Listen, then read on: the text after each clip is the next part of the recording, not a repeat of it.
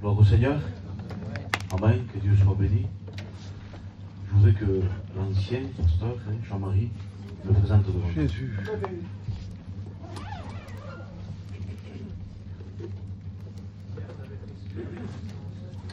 Dieu soit la gloire, Jésus.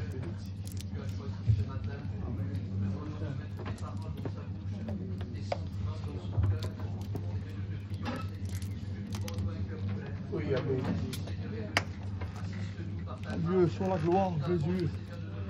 Si, amen.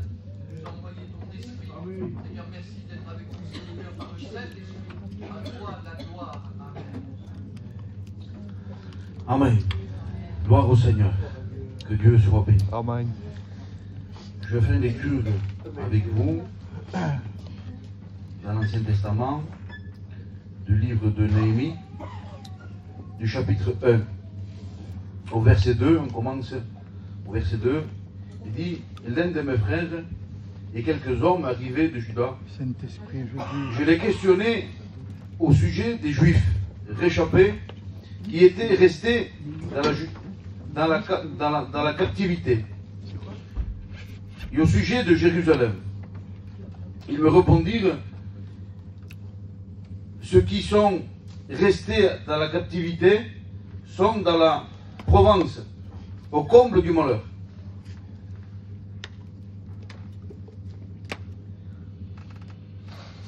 Excusez-moi, je me suis perdu un peu dans la lecture. Au comble du malheur, dans la Provence. Les murailles de Jérusalem sont en ruine. Ses portes sont consumées par le feu. Et lorsque j'entendis ces choses, je m'assis et je pleurais. Et j'ai vu plusieurs jours dans la désolation. Et je jeûnais et je priais devant le Dieu des cieux. Gloire au Seigneur. La Bible nous dit que Néhémie va recevoir un message. Va recevoir un message de ses frères. Ce message était celui-ci. Jérusalem est en ruine. Les portes de Jérusalem sont détruites. Ce message qu'il reçoit Néhémie dans son cœur va le faire asseoir. Le message le fait asseoir. Pourquoi, Néhémie, tu t'assois? Parce qu'à l'écoute du message, de ce message-là, que je viens de recevoir, je n'ai pas la capacité de me lever pour aller. Le message me fait asseoir. Le message m'enlève la capacité. Alors qu'est-ce que tu fais, Néhémie? Je prie. Amen. Je jeûne. Pourquoi faire? Afin que Dieu me donne la capacité de pouvoir réparer les murailles. Et le message véritable de l'évangile nous enlève la capacité. Le message de l'évangile nous fait voir que nous ne sommes pas capables de répondre au message que Dieu veut qu'on fasse. Parce qu'en vérité, on n'a pas de capacité pour répondre à Dieu. Qui je suis, moi, pour dire Dieu, oui, moi je me lève et j'irai. Non. J'ai un message à te dire. J'ai un message à te dire, c'est lequel? C'est que tu es incapable de faire le bien. Tu es incapable de te lever et de faire quelque chose. Tu es incapable. Alors qu'est-ce que je fais? Assis-toi. Il demande-moi. Demande-moi que je te donne la capacité. Demande-moi que je te donne cette force pour pouvoir le faire. Parce que tu es rien. Et tu n'as aucune capacité, tu n'as aucune force de pouvoir répondre au message. Et j'étais comme cela ce matin, je disais, Seigneur, j'ai pas de capacité pour répondre. Je suis comme Néhémie. J'ai envie de m'asseoir. Et je ne veux pas chercher des méthodes. Et je ne veux pas faire les choses avec ma logique, avec mon savoir. Je veux que tu le fasses toi, Seigneur. Je veux que ça vienne de toi. J'en ai marre. Je peux le dire comme ça ne vous choque pas. De voir la logique des hommes. De voir des méthodes d'hommes. De voir des choses qui se font parce que les hommes ont dit. Il de faire des choses que les hommes ils ont dictées. Non, je veux voir le Saint-Esprit agir dans un cœur. Amen. Je veux voir Dieu agir dans un cœur. Je veux voir Dieu agir dans mon cœur qui me donne la force pour faire ce que lui me demande. Et c'est ça que nous avons besoin. Et Néhémie reçoit ce message, le fait asseoir. Il commence à pleurer, la Bible nous dit. Pendant des jours, il pleure, il jeûne, il prie, et il demande. Et Néhémie, ce que j'ai aimé, c'est que Néhémie ne met pas la faute sur les autres. Il dit pas, c'est à cause des autres que Jérusalem, les murailles sont détruites. Il ne va pas dire ça. Il va dire, c'est à cause de moi. Il va le dire comme ça. Il dit, c'est la maison de mon père et moi, nous avons péché. Il ne met pas la faute sur les autres, il met la faute sur lui-même. Il est temps de se regarder au miroir de la parole et de se voir nous, de voir que c'est nous le coupable. Si tu n'arrives pas avec ta vie, avec Dieu, c'est pas la faute de celui qui est à côté de toi, c'est ta faute de toi. C'est à cause de toi. Je vous dis en vérité que la parole de Dieu, c'est un miroir et c'est pour nous. Quand tu te regardes, il faut que je me voie moi, il ne faut pas que je voie ma femme. Et beaucoup se regardent au miroir de la parole et disent, si je suis décoiffé, c'est à cause de lui. Non, c'est à cause de toi parce que tu ne te coiffes pas. Amen. Si j'ai des taches, c'est à cause de moi. Non, c'est parce que tu ne laves pas ta robe, tes vêtements. L'évangile, c'est la même chose. Si tu n'arrives pas dans ta vie avec Dieu, c'est à cause de toi. C'est pas à cause des autres. On a besoin de se regarder soi-même. Jésus va dire à Pierre, que t'importe l'autre. Amen. Mais que t'importe l'autre, toi viens ici moi. Amen. Nous on veut tout le monde dans la réunion de prière. On veut tout le monde. Il n'y a pas beaucoup de monde, mais toi, c'est toi qui as besoin de prier. Tu as besoin de venir à la réunion de prière. Pourquoi tu veux tout le monde pour prier? Viens toi prier, viens passer du temps toi. Arrêtons de nous regarder les uns les autres. Il est temps de te regarder à toi. Et de te dire, Seigneur, c'est moi qui ai besoin de toi, comme Néhémie. Néhémie disait, Seigneur, c'est moi qui ai besoin de toi. J'ai besoin de toi, Seigneur, je veux que tu le fasses à moi.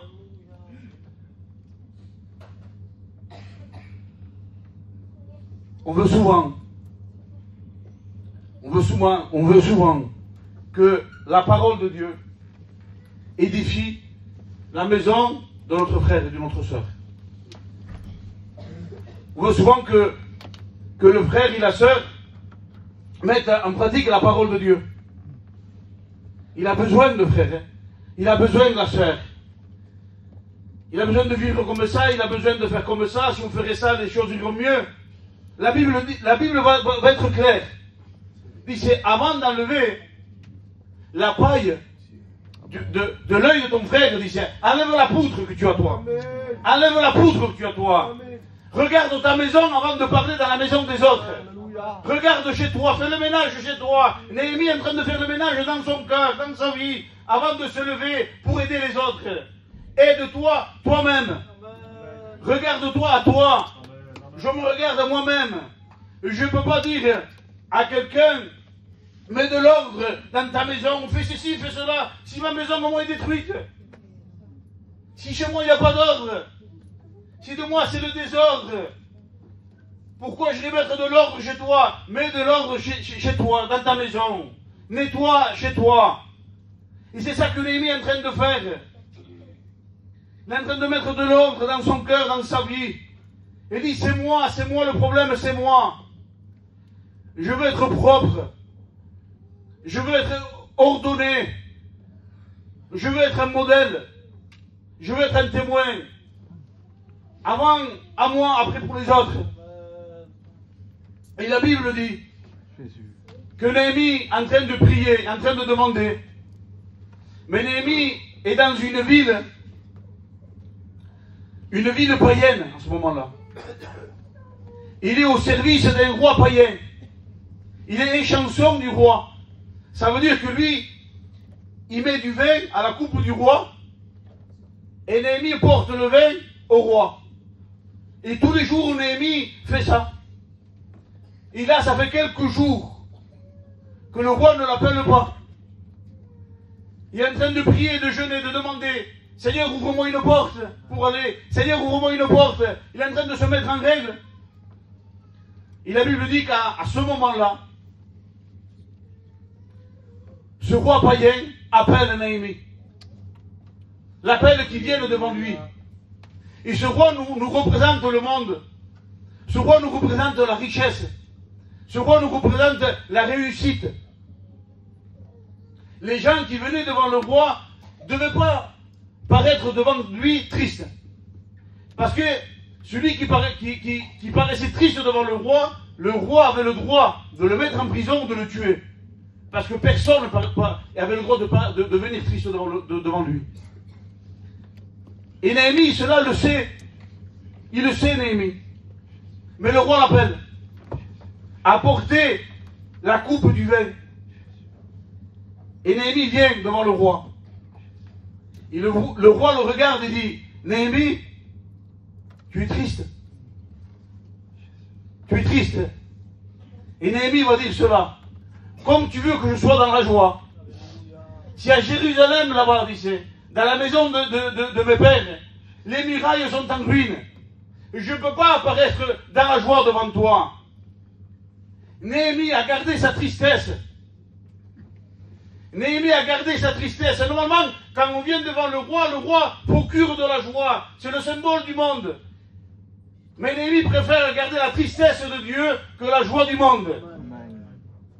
Il préfère la tristesse de Dieu que la joie du monde. Combien de chrétiens et de chrétiennes ont reçu le message de l'évangile? Ce message qui te remet en question. Ce message qui te fait réfléchir. La tristesse qui vient de Dieu. Qui produit en nous une repentance. Tu es là. Et tu veux pas autre chose que passer du temps devant Dieu. Mais voilà une affaire vient. Un lot sort. Une voiture est là. Quelque chose s'est passé. Et on vient devant ça. Et ça y est, le message est perdu. Ça y est, maintenant on n'a que de la joie que pour les choses du monde. On pense qu'à travailler à nouveau. On pense que quand la voiture, on pense que le matériel. Ça y est. Néhémie, non, Néhémie garde sa tristesse. Néhémie ne change pas sa tristesse contre la joie du monde. Nous devons garder le message de l'évangile. Ne changeons pas le message de l'évangile contre les choses du monde. Même si le monde procure de la joie dans ton cœur, ne change pas. Reste le même. Que rien n'enlève le message de ton cœur. Amen. Je vous dis en vérité que l'Église et moi-même, je suis avec vous ce matin. Oh Dieu, Nous devons garder le message. Il parle de changer contre les choses que le monde nous propose.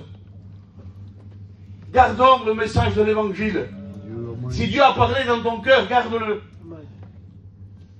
Et la Bible dit que Néhémie, à ce moment-là, le roi l'exauce, va l'exaucer. Il va dire, tu veux aller, Néhémie? Normalement, il me quitte à la prison. Mais Dieu dispose le cœur.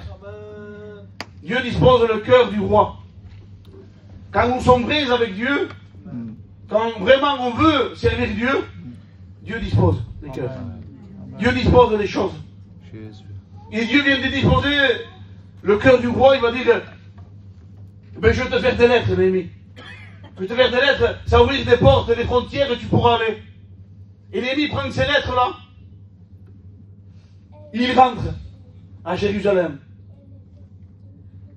Et la Bible dit que pendant la nuit, Néhémie se lève et il commence à faire un constat de la ville de Jérusalem. Il est en train de regarder, il voit les ruines, il est en train de regarder. Et je voudrais que ce matin, que tu te lèves dans ton cœur, parce que Jérusalem c'est ton cœur, que tu te lèves dans ton cœur et que tu commences à regarder avec les yeux de l'esprit, que tu commences à regarder dans ton cœur ce que l'ennemi a détruit dans ton cœur, ce que l'ennemi a enlevé dans ton cœur, que tu commences à regarder. Fais le constat de ta vie ce matin. Regarde où tu es avec Dieu. Regarde les choses que l'ennemi a détruites. Et je te dis plus fort, des fois, c'est pas l'ennemi qui a détruit, c'est nous-mêmes. C'est nous-mêmes qu'on détruit notre vie avec Dieu. C'est nous qu'on l'a détruit. Vous savez pourquoi? Parce que la Bible dira, ce qu'un homme aura semé, le récoltera. Amen. Si tu parles constamment des choses du monde, ne te donne pas que tu es mal. Ne te donne pas que tu n'as pas envie de prier, que tu n'as pas envie de lire la Bible. Ne te donne pas, parce que tu as semé. Alors tu récoltes cela. Si demain dans un champ tu sèmes des pommes de terre, et si tu vas chercher pour récolter, tu récoltes des pommes de terre, tu ne peux pas être étonné. Tu reprends ce que tu as semé. Et dans l'évangile, c'est la même chose. Tu es un homme charnel, une femme charnelle. Tu es constamment dans le travail, constamment pris par les choses du monde, et tu arrives chez toi et tu veux prier, mais tu n'arrives pas. Tu arrives chez toi, tu veux lire la Bible, mais tu n'arrives pas. Et tu donnes les miettes de la journée à Dieu. Tu donnes les miettes. Tu donnes les miettes à la fin de la journée, que tu es fatigué, que tu n'en peux plus, que c'est 5 heures de l'après-midi. Tu te mets à ton canapé et tu prends la Bible. Tu n'arrives pas à faire de lignes, que tu restes endormi. Et tu reprends la Bible et tu n'arrives pas à la lire. Parce que tu donnes les miettes de la journée. Lève-toi un peu plus tôt. Lève-toi, si tu travailles à 7 heures, tu te lèves à 6 heures. Il passe 1 heure là, tu vas voir, tu vas être bien réveillé. Et tu vas commencer à lire et tu vas comprendre la parole.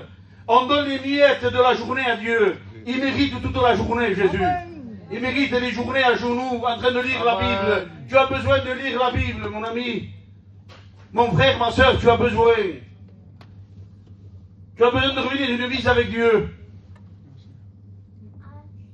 Et voilà que Néhémie est en train de faire le tour, en train de regarder les murailles détruites. Il voit le dégât qu'il y a, que l'ennemi a fait. Il va convoquer les frères et les sœurs. Il va demander de l'aide. Il va prendre les frères et les sœurs qui ont l'œuvre à cœur. Et je vous le dis de tout mon cœur, l'Église a besoin des frères et des sœurs qui ont l'œuvre à cœur. Des frères et des sœurs qui sont prêts à passer du temps dans l'intercession, qui sont prêts à jeûner, qui sont prêts à délaisser un peu leurs choses du monde, leur travail, et partir visiter les autres qui sont fatigués. L'Église a besoin de ça, a besoin des frères et des sœurs qui ont cet amour pour l'œuvre, qui veulent travailler pour Dieu, qui veulent jeûner, qui veulent prier. C'est ça que l'Église a besoin. La Bible dit, c'est je cherche un homme, dit c'est. Ne cherche pas 1000, dit c'est je cherche un homme qui se tienne à la brèche. Et qui intercède, dit c'est à faveur du peuple. Il n'y a pas un entre nous tous là, un qui peut se tenir à la brèche. Je pense qu'il y a plus qu'un ce matin. Nous devons reprendre les armes et combattre le bon combat de la foi. Amen. Nous avons besoin de revenir à une vie avec Dieu. Après, on s'étonne. Il y a des frères qui sont isolés, des sœurs qui sont isolées, parce qu'ils ne veulent pas. Ça, il faut aussi le comprendre. Et tu as besoin de l'entendre. Parce qu'il y en a qui ne veulent pas. Ils veulent leur vie tranquille. Dimanche matin, je prends ma Sainte-Seine, je viens au Rignon, c'est déjà un espoir. C'est déjà quelque chose de très bien. Je suis venu au culte dimanche. C'est pas pour moi. C'est pas moi, c'est pour Dieu. Je suis venu à la Rignon. Ah ben c'est bien. Oh, encore une Rignon. C'est bon, j'ai assez là. J'ai assez. Des fois, je manque les cultes parce que j'ai d'autres choses à faire. Je ne peux pas venir.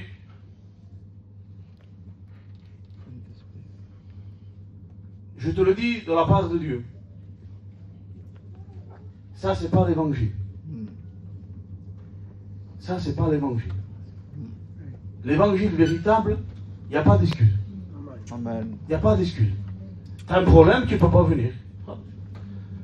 Tu as des difficultés, tu ne peux pas venir. Tout le monde le comprend. Mais après, on se cherche des excuses.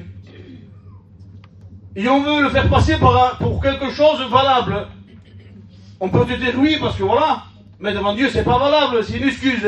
Dieu comprend, tu veux pas aller, tu veux aller, tu veux faire autre chose à la place de venir au culte. Dieu le voit.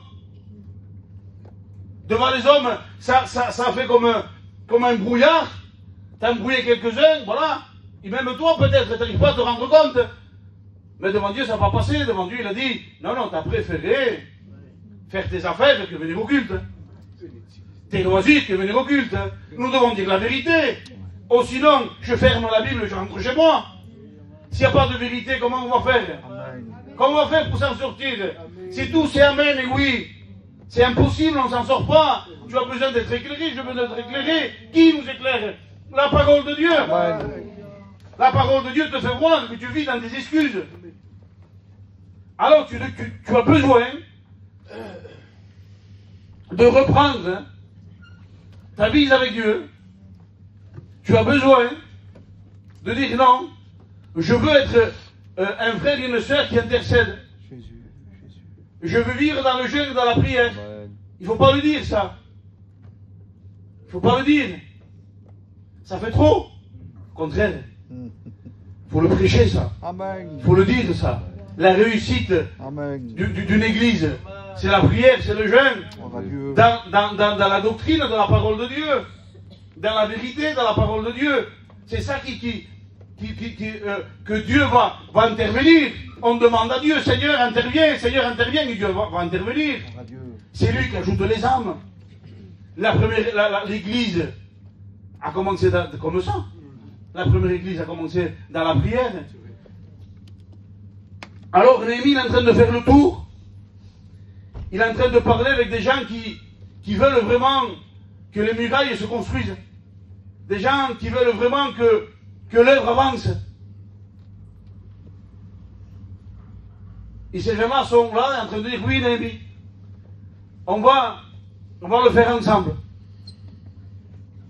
Ça va être dur. Mais j'y vais.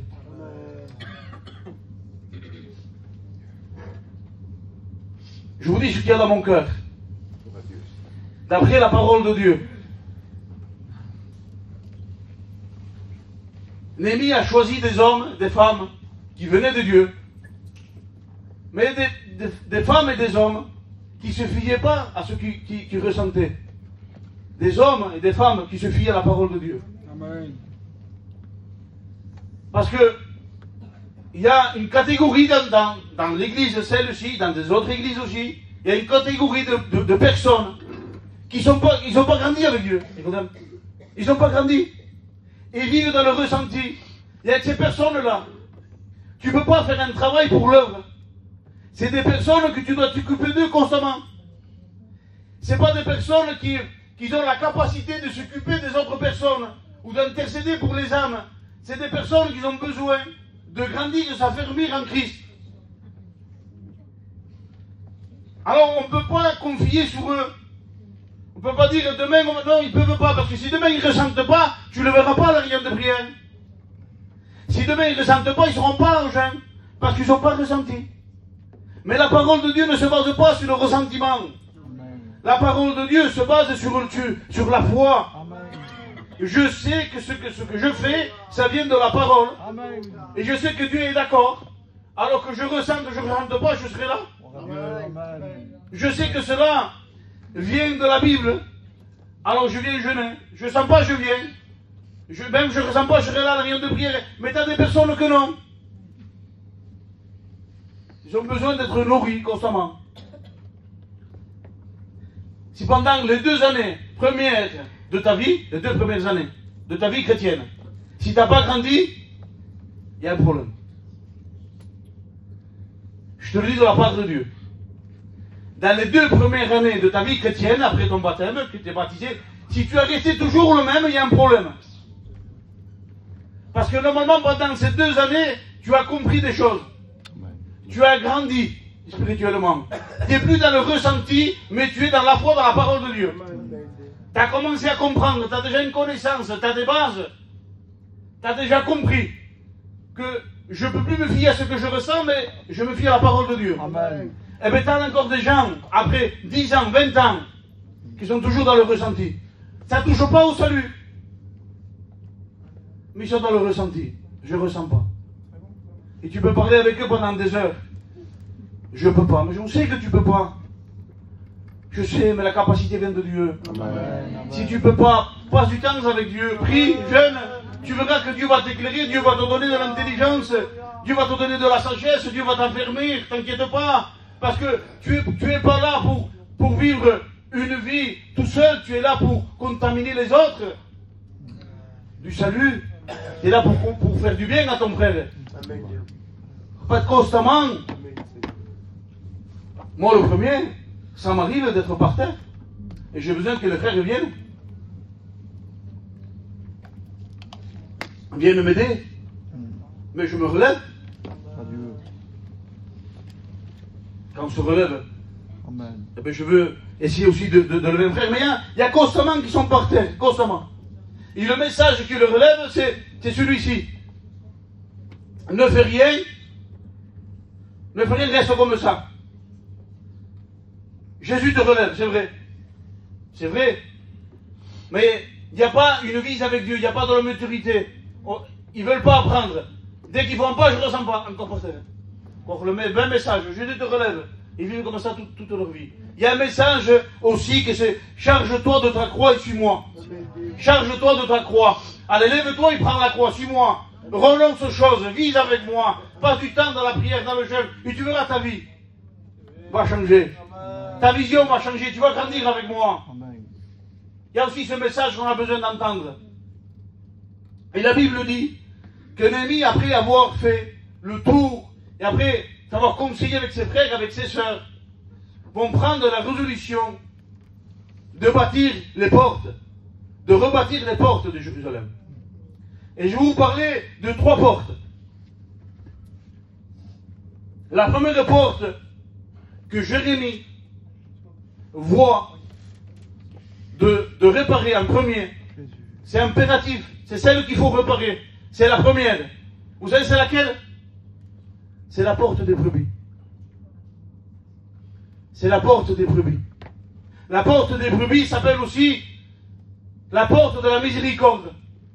Cette porte-là, on a mené les brebis et on devait passer par la porte des brebis pour l'amener pour faire un sacrifice. C'était la porte où le sacrificateur attendait et les gens venaient apporter la brebis. C'est pour ça que ça s'appelle la porte des brebis. Il apportait le sacrifice et là-bas on faisait le sacrifice. C'est aussi la porte du pardon. Dans toutes ces portes qu'il y a, qui entourent tout Jérusalem, c'est la seule porte qui n'a pas de verrou. Toutes les autres portes, c'est écrit des battants et un verrou. Celle-ci, il a des battants mais pas de verrou. Parce que c'est la porte de la miséricorde. Ça veut dire que cette porte, tu ne l'ouvres pas et tu ne la fermes pas comme toi tu veux. C'est la porte de la miséricorde. Cette porte-là reste ouverte par le pardon. S'il n'y a pas de pardon dans ton cœur, tu ne peux pas t'en sortir dans la vie avec Dieu. Cette porte, c'est Dieu qui la ouvre et c'est Dieu qui la ferme. Si Dieu veut la ouvrir pour que tu puisses pardonner celui qui t'a fait mal, tu dois le pardonner. Amen. Tu ne fermes pas la porte comme toi tu veux. Parce que nous sommes comme ça. Hein. On ouvre la porte à certains, on est bien avec eux, mais à certains on ferme la porte. Non, la porte là, tu la laisses ouverte, c'est moi qui ferme. La porte, elle est ouverte à tout le monde. Jésus. Tu dois pardonner tout le monde. Jésus. Il ne faut pas que tu aies quelque chose avec personne. C'est la porte de la miséricorde. C'est la porte du sacrifice. Cette porte-là, c'est Jésus qui l'a ouvert à la croix. Amen. À la croix du calvaire, il a ouvert la porte. La porte que tout le monde peut pardonner. La Bible dit clairement, si vous ne pardonnez pas vos offenses, comme moi je vous ai pardonné, vous ne pouvez pas hériter du royaume des cieux. C'est important ou pas? C'est important ou pas? Si tu n'arrives pas à pardonner celui qui t'a fait du mal, et si tu ne rentres pas dans le ciel. Il faut que tu pardonnes comme moi je t'ai pardonné. Seigneur, comment je ferai? Eh bien, je te donne la capacité si tu le veux. Amen. Si tu le veux dans ton cœur, moi je le mets le pardon. Amen. Est-ce que tu veux pardonner? La question est là, est-ce que tu veux pardonner? Parce que si tu veux, moi je te donne la capacité. Adieu. Eh bien nous on a fermé la porte, on a mis un verrou. Et on s'est dit, je pardonnerai quand je voudrais. Non, non. Ce verrou doit disparaître. Amen. Tu dis, Seigneur, cette porte, c'est toi qui commandes. Si tu veux que je pardonne à mon ennemi, je pardonne. Amen. On a besoin de pardonner. Oui, Il faut qu'il y ait ce pardon dans l'église. S'il y a des frères et des sœurs qui ont quelque chose les uns contre les autres, il faut du pardon. Dieu. Parce que Dieu n'agit pas s'il n'y a pas du pardon. C'est vrai, Amen. Et si tu n'arrives pas, demande-lui à Dieu, il te donnera le pardon. Oh Dieu, Amen. Et on vient ici, voilà l'évangile qui est prêché un peu. Ouais. On vient ici, on est là, on commence à pleurer, on est béni.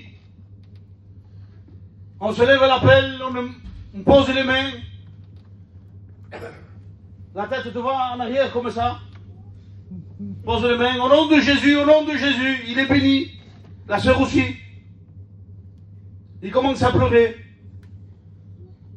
Mais c'est une émotion. Je te promets que c'est une émotion. Pourquoi? Je parle pour ces personnes-là. Pourquoi? Parce que tu ne parles pas à ta belle-sœur. Et toi tu es là, tu pleures, tu es béni. Non, non, c'est pas la bénédiction. La bénédiction c'est, Seigneur, je pardonne. Je sors du culte et je veux me réconcilier. Là, la bénédiction, il est. Là, tu as reçu quelque chose de Dieu. Là, oui. Mais tu pleures et tu sors. Et si tu la vois, tu tournes la tête. Tu n'as pas été béni. Tu as été émotionné par le message. Tu as été émotionné par l'ambiance, par les cantiques. Tu n'as pas été béni. Tu as été rafraîchi par quelque chose qui c'est pas l'évangile. Tu as besoin de pleurer. Tu fais de la dépression peut-être, tu as besoin de pleurer, mais ça ne venait pas de l'onction, ça ne venait pas de Dieu, parce que tu n'arrives pas à pardonner celui qui t'a fait du mal. La vraie bénédiction, quand quelqu'un reçoit Jésus, quand quelqu'un, un chrétien, une chrétienne a besoin, il reçoit l'onction, il reçoit la bénédiction, s'il a quelque chose dans son cœur, boum, ça se réveille en lui. Seigneur, je te demande pardon. Amen. Je te demande pardon, Seigneur, j'ai fait du mal au frère, j'ai fait du mal à la soeur. Tu prends le téléphone, s'il est loin, tu l'appelles. Je fais du mal, je te demande pardon. Ou sinon, tu vas te réconcilier. Mais si les mois et les semaines et les années passent, et tu ne parles pas, et toi, tu sais que tu as quelque chose dans ton cœur, et tu viens ici, tu es béni, non. Détrompe-toi, je te dis la vérité, avec la parole de Dieu. Détrompe-toi. Si parfois, on reçoit, il y a des gens qui ont quelque chose dans leur cœur, et ils reçoivent l'onction, pendant un appel. Et ils sont là, ils sont bénis, c'est vrai, ils pleurent, ils sont bénis, ça leur fait du bien. Cette bénédiction est pour donner une force, Amen. afin que tu ailles te réconcilier. Amen. Si de là, tu n'es pas parti te réconcilier, tu as passé à côté de la volonté de Dieu. Tu as passé complètement à côté de la volonté de Dieu. Parce que la volonté de Dieu, c'était de te donner les forces pour aller te réconcilier. Et tu as senti dans ton cœur aussi, tu as senti que tu avais quelque chose contre quelqu'un, qu'il fallait que tu pardonnes. Mais tu ne l'as pas fait. Et Dieu est capable, quand tu viens au réunion, de te le faire ressentir à nouveau. Parce que tu es toujours un enfant de Dieu. Et Dieu va enlever ça dans ton cœur. On a besoin de revenir à la parole. Oh Dieu. On a besoin de revenir à l'évangile, le vrai évangile. Celui qui dérange. Celui qui porte du poids. Je te le dis en vérité, que le vrai évangile te fait souffrir. Le vrai évangile te fait souffrir. On le verra ensemble. Et la Bible dit qu'il va réparer cette porte des brebis. Une fois que la porte est réparée, il y a des étapes. La deuxième porte, c'est la porte des poissons. Oh Dieu. Vous savez c'est laquelle? La porte des poissons. Qu'est-ce que représente dans la Bible? C'est les âmes. C'est les âmes perdues. La porte des brebis est réparée, ça y est. Maintenant c'est la porte des poissons. On doit aller chercher les âmes perdues. Parce que s'il n'y a rien entre toi et Dieu, et rien avec personne, tu as envie d'aller sauver les autres. Mais s'il y a quelque chose contre quelqu'un et tu sais que Dieu est en train de te demander, tu n'as pas envie de parler de Dieu. Oui, amen. Tu n'as pas envie de témoigner à quelqu'un de l'évangile. Parce que tu sais qu'il y a quelque chose. Quand sera réparé, Gloire à Dieu. quand sera réparé dans ton cœur ce pardon, quand tu auras pardonné, je te promets, il y a un désir va naître en toi, C'est vrai, Seigneur. d'être un témoin, Amen. de vouloir sauver les autres. Et je te pose la question, combien de temps ça fait que tu n'as pas témoigné à quelqu'un de l'amour de Dieu? Combien de temps ça fait? Pourtant, tu en croises des gens qui sont perdus, tu en croises beaucoup. Des centaines peut-être, je ne sais pas. Jamais ça te vient à l'esprit de dire, monsieur, madame, Jésus vous aime. De témoigner de celui qui t'a sauvé. Pourquoi cela ne te vient pas à l'esprit? Tu es trop occupé. Tu as des choses dans ton cœur. On a besoin, je te promets, Amen. qu'on a besoin de revenir à l'église avec Dieu. Amen. Et que tu puisses comprendre le sacrifice parfait de Jésus. Amen. C'est la porte de brebis. Tu puisses comprendre que ce sacrifice n'est pas pour toi tout seul. Il faut que tu le proclames. Il faut que tu dises aux gens que Jésus est vivant, Amen. qu'ils doivent être sauvés. Combien de temps ça fait que tu ne témoignes plus de l'amour de Dieu? Tu n'as plus d'amour pour les âmes. Est-ce que tu sens l'amour pour les âmes? Est-ce que tu as ce poids pour les âmes perdues? Quand tu vois quelqu'un de perdu de ta famille, est-ce que tu ressens ce poids en disant, je voudrais qu'il se sauve? Tu sens cet amour en toi. Pourquoi tu ne ressens plus? Pourquoi tu ne ressens plus cet amour pour les âmes? Pourquoi ça ne te fait rien de le voir perdu?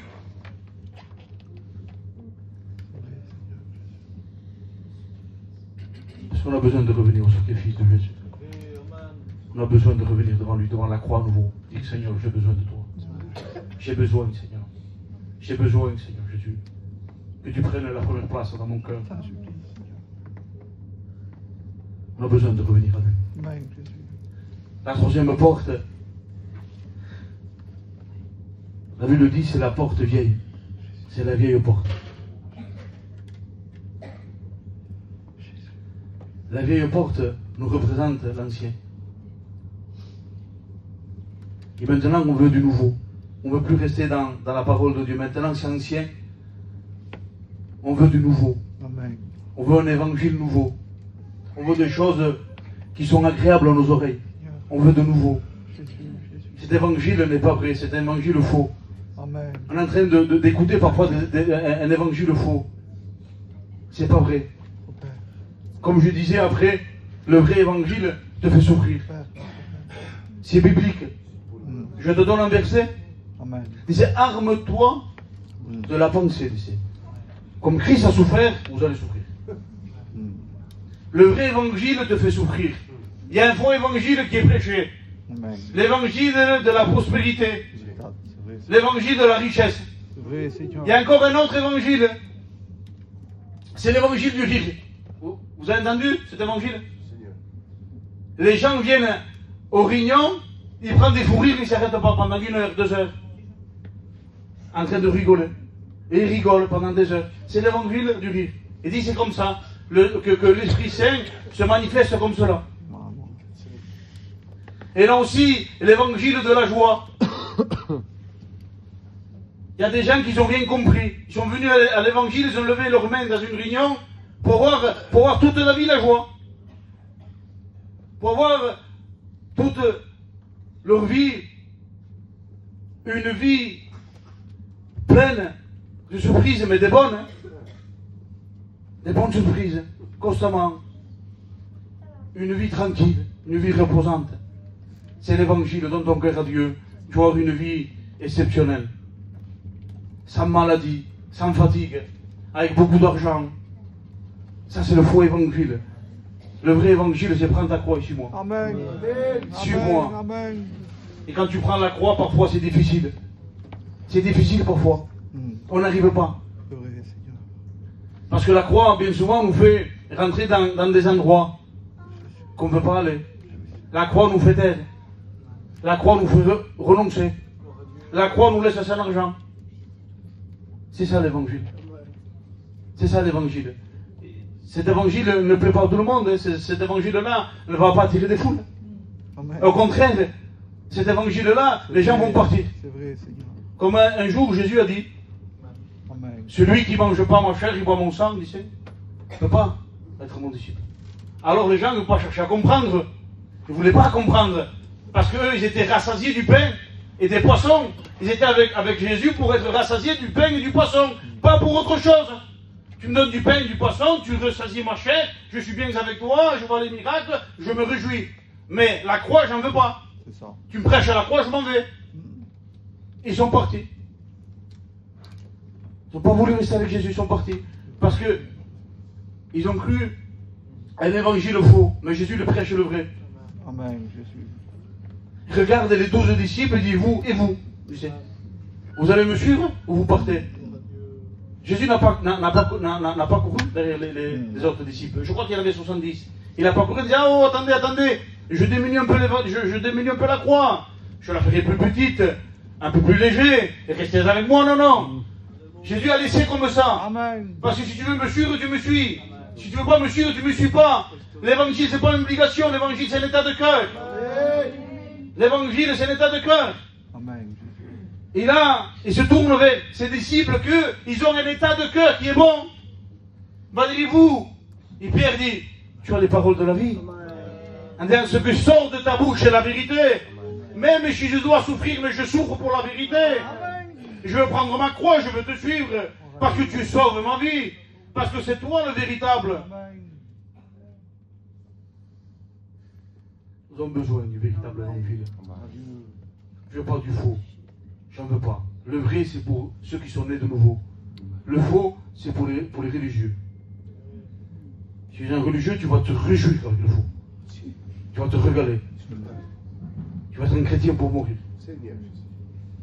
Parce que le faux et la religion, c'est tailler l'évangile à sa manière. On se taille l'évangile à nous-mêmes. J'enlève un peu de là, j'enlève un peu de ça, j'enlève un peu de ça, j'enlève un peu de ça. Voilà, c'est bon. Cet évangile me va bien. Cet évangile me laisse faire ce que je veux. Me laisse dire ce que je veux dire. Me laisse pardonner celui que je veux pardonner. Et je peux être ami avec celui que je veux être ami. Je vais à la réunion quand je veux. Je me trouve des excuses.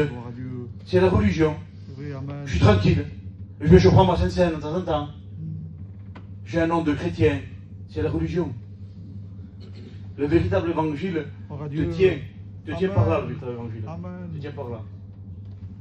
Et tu ne peux pas faire ce que tu veux. Tu veux bouger, tu ne peux pas. Tu veux dire quelque chose, je ne peux pas. Les gens me pointent du doigt, me maltraitent et je ne peux pas répondre. Parce que c'est le vrai évangile. Mais la joie qui procure à mon âme. La joie qui procure à mon âme. Quand moi je me tais pour Dieu. Alléluia. Quand moi je renonce pour Dieu. Quelle joie dans mon cœur. Quelle joie dans mon âme. La paix qui me procure ça. Il n'y a rien dans le monde qui peut me le procurer.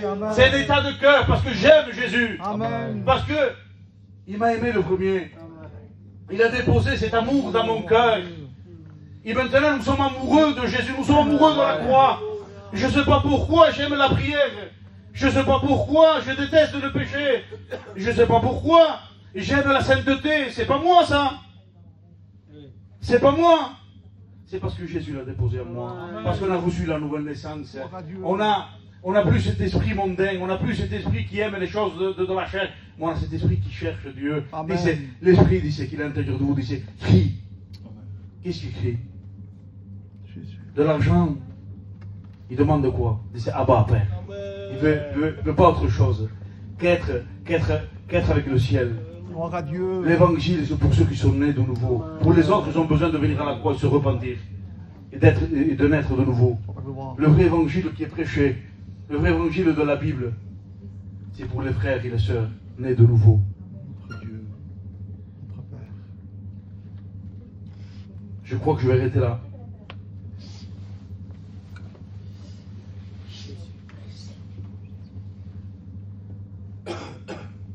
Ne prie pas dans ton cœur, voix haute voix en disant Seigneur, donne-moi à aimer les âmes. Si tu sais dans ton cœur que la porte des brebis n'est pas réparée, il n'y a pas un pardon dans ton cœur. Ne prie pas pour les âmes, prie pour le pardon, jeûne pour le pardon. Que Dieu mette ce pardon dans ton cœur. Amen. Ne prie pas, Seigneur, je veux le vrai évangile. Si tu sais que dans ton cœur il y a des choses qui déplaisent à Dieu, ce manque de pardon, j'insiste là-dessus, je ne sais pas pourquoi, ce manque de pardon, Tu as quelque chose. Prie déjà pour ça. Et après, on verra par la suite. Le problème d'aujourd'hui, c'est qu'on grille les étapes. On grille les étapes. Ne grillons pas les étapes. Mon Dieu. Amen. Que Dieu soit béni.